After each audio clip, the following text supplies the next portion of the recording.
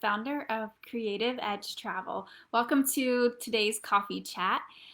Creative Edge Travel helps people experience Italy's far-flung places, fading traditions, and phenomenal nature through genuine connection with the locals. So head to creativeedgetravel.com and find out how we can help you have a more immersive and authentic adventure next time you go to Italy. So today's coffee chat topic is one I'm really excited about. It's dine or dash, Italian dishes that might make you squeamish. So we're gonna go through 5 different dishes, each one a little bit more uncomfortable than the previous for Americans. And all of this is relative, right? So I want to lay out a cultural disclaimer. I'm not making fun of these dishes. This is not about making fun of them or calling them weird or gross. That is not what this is about. Things either sound delicious or disgusting based on our culture. What we grew up learning was appetizing or unappetizing. Basically, people telling us this you can eat, this you can't, this is weird, this is not. So this is an exploration of cultural differences. I'm not saying these dishes are good or bad, just that they trigger people from American cultures based on what we grew up learning, right? So what this is meant to do is to make you question your gut reaction a little bit and bring awareness to our own cultural conditioning. When we practice that, we can start to learn how to kind of turn that on or off to allow ourselves to try new things and open ourselves to new perspectives. Okay, so if you are tuning in, I want to see you pop up in the comments, give me a high five, tell me you're here, you're ready to learn about some unusual dishes that you've probably not heard of in Italy. Seeing your little comments pop up really helps, otherwise I feel like I'm just talking to myself, which is always awkward. Okay, let me set up my screen here so I can see everything. See your comments coming through. Hi, thanks for coming. Awesome. Okay. So the first dish is called Crostini di Fegatini. And crostini are slices of toasted bread with various toppings that are usually eaten before dinner. It's typical of Tuscany. Fegatini means livers. So, as you might guess, crostini di fegatini means basically toasted bread with blended up liver. So they blend the liver up with butter, onions, sage, rosemary, capers, and anchovies, and sometimes a bit of wine into a sort of pate, and they put it on top of the bread. So while that might sound a little bit odd for the American palate, it wasn't that long ago that actually Americans were, like, eating liver was widespread and common. And some people still do eat liver in the US. And this is because during World War II, Americans had to start eating less choice parts of meat and start eating organ meats, because the choice meats were going overseas to the soldiers. So tell me, for the crostini di fegatini, toasted bread with liver pate, would you dine or would you dash? Tell me in the comments below. Put number 1, because you're responding to the first dish here. So put number 1, dine or dash. I want to know if you would try this or if you would say thanks but no thanks. Okay.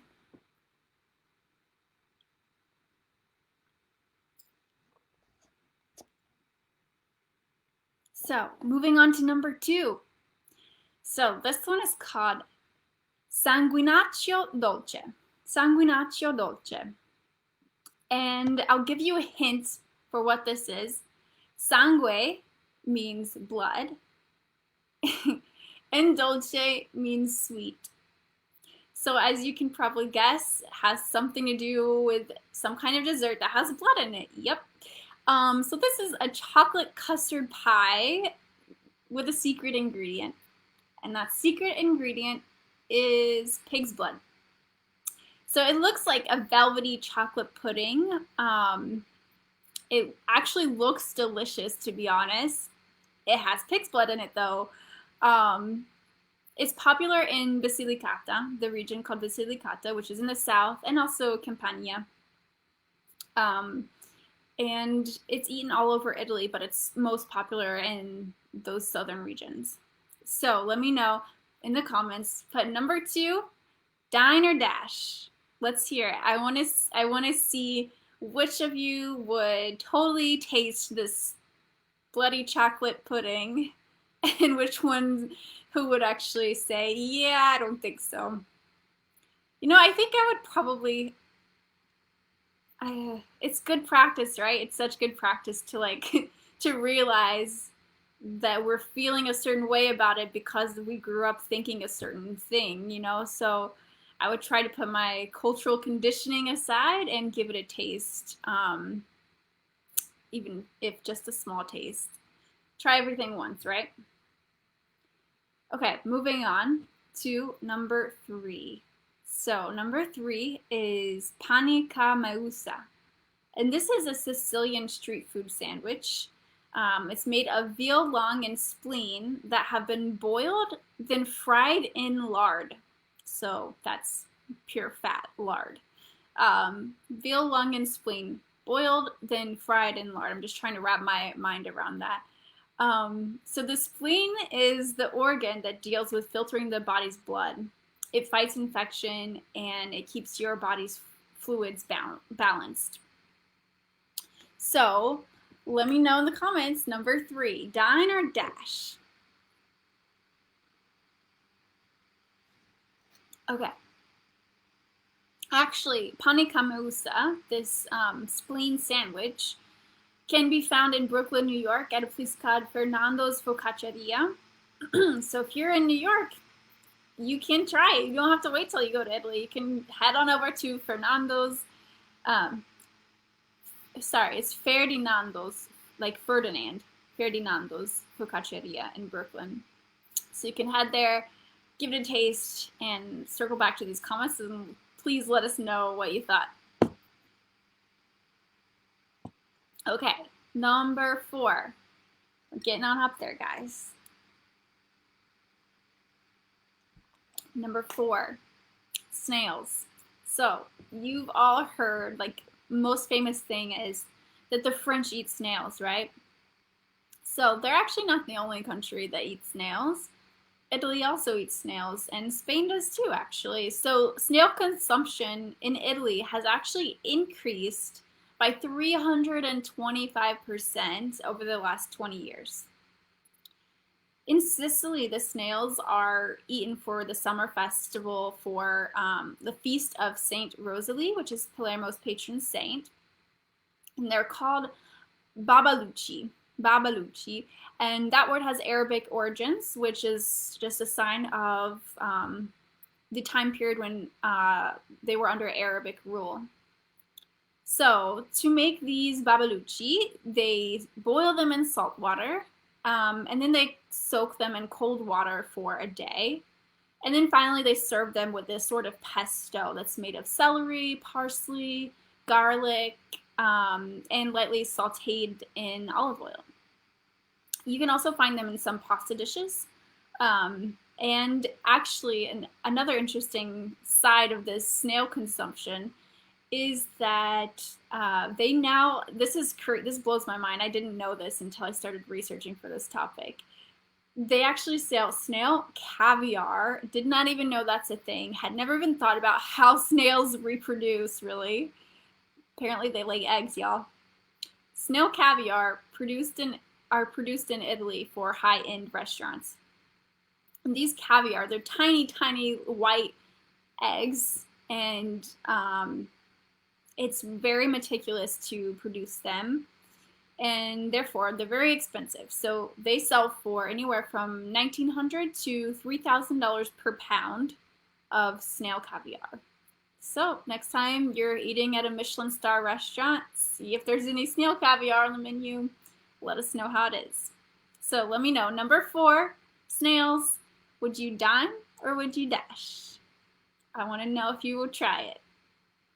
Leave me a comment and let me know. Okay.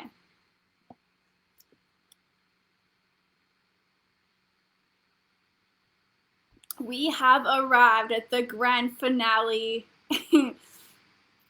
I'm excited to tell you guys about this one because it is very unusual. It is very particular. I'm going to leave it at that and dive right in here. Okay, it's called Camarousa, and it's from Sardinia. So, Camarousa. You take a wheel of pecorino cheese. Maybe you've heard of pecorino. It's a cheese made from sheep's milk. You take a wheel of that. You leave it outside for a couple of months so that flies can lay eggs on it. You wait for those eggs to hatch so that they can start working to further ferment the cheese, which happens by maggots eating the cheese and then excreting it. So after a couple of months, you get a cheese that is really soft and crawling with maggots. I'm really trying to refrain from judging. I'm not judging. It's just from my American culture. Oh, this is a hard one to like be open-minded about, but that's good. We need our minds to be stretched, right? So it doesn't stop there. So these maggots, so the cheese is crawling with maggots, right? At this point, it's set outside. But I'm excited about this. It has set outside for 2 months at this point. The eggs hatch. It's crawling with maggots. The maggots are breaking it down, making it creamier and softer and fermenting it. When it comes time to eat it, the maggot, you slice it and put it on a bread and usually eat it as a sandwich because the maggots can actually jump almost 6 inches. So as you're eating it, you have to hold your hand over it so that they don't fly everywhere in your face while you're trying to eat them. And the alternative is if you prefer not to eat the maggots, you can choose to just eat the cheese and not eat the live maggots. So in that case, you put the cheese in a plastic bag and you let it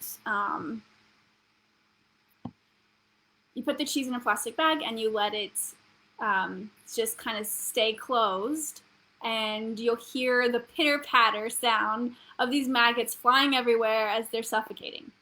And when you stop hearing the pitter-patter, your cheese is ready. You can eat it now. Okay, so so that's pretty wild, right? It's called Camarousa. Again, it's from Sardinia. Have you ever heard of this? I had heard about cheese from France that has worms in it and things like that, but never heard of anything like that from Italy, and had never heard of something so eccentric as the maggots actually jumping around while you're trying to eat it. So let me know. That's number 5. That's the final one. Let me know number 5. Would you dine or would you dash? Drop it in the comments. I'm going to check my comments here. I'm not sure if it's been showing me the live comments, but yeah. Okay. So leave me your comments. Let me know if you would dine or dash. So if you're just tuning in, I'm going to review these 5 dishes. So number 1 is Crostini di Fagottini. That's liver pate on a little piece of toasted bread. Number 2 is Sanguinea Dolce. So that is a chocolate custard pie pudding thing that has pig's blood in it. Number 3 is pane Camarousa, and that is a Sicilian street food sandwich. It's a spleen sandwich. So the spleen and lung of veal has been boiled, then fried in lard and put on a sandwich. Number 4 is the snails. So they eat those kind of with a little pesto and garlic. Or also snail caviar. And the final one is the Camarousa, which is that maggot cheese. Okay, so I hope you guys enjoyed this. It's a pretty fun topic. If you would like to do more of these kind of things about unusual foods in Italy, we can totally make this a series. Give me a comment to let me know that this is interesting. And again, I want to re-emphasize that the regions where these dishes are from are very proud of it.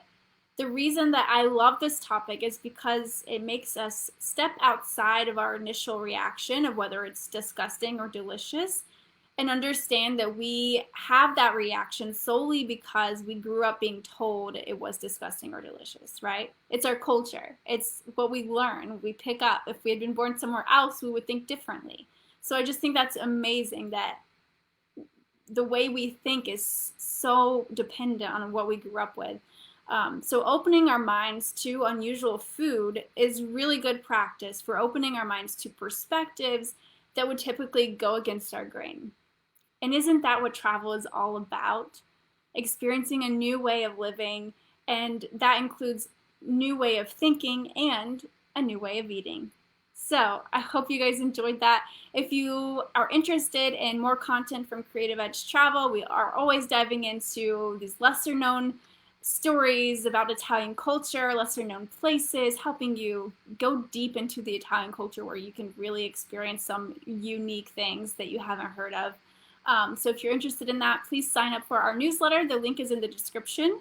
And drop us a comment, give us a thumbs up, let us know what you thought of this live coffee chat, and we'll see you at next week's live coffee chat. We do these every Wednesday at 2 p.m. Eastern Time.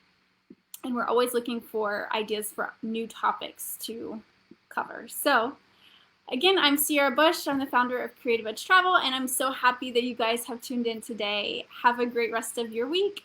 Ciao!